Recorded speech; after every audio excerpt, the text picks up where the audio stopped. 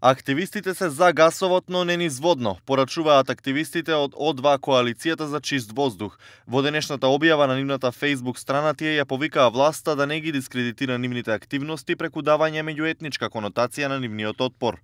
Срамота е и екоактивистите да откриваат за идеите на функционери целава работа да ја свртат во меѓуетнички контекст, дека Скопје не дава газ за Западна Македонија.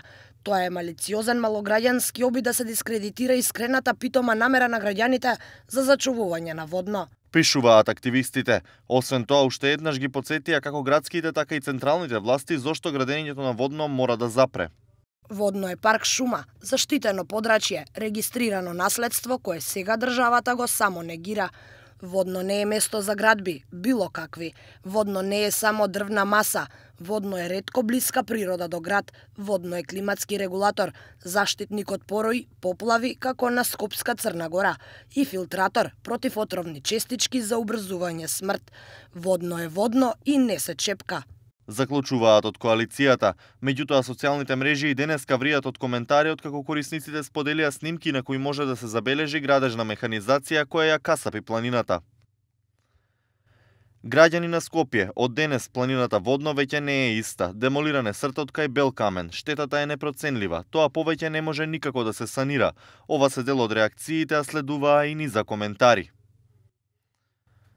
Ова следува од како владата остана децидна дека гасоводот мора да помине низ Водно. Пред неколку дена владата на пресконференција објави дека биле направени промени во проектната документација со кој вкупно 9 километри од 76 километарскиот гасовод ќе поминуваат низ Водно.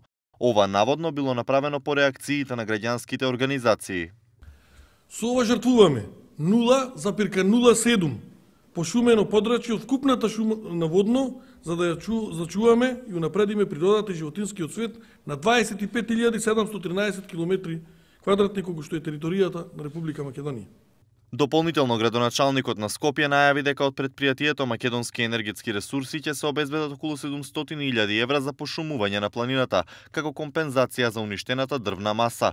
Инаку, пред 3 месеци група граѓански организации кои се занимаваат со заштитата на Водно објавија опсежна анализа во која укажаа на низа неправилности во проектната документација, како и на причините поради кои Водно не смее да трпи градежни зафати.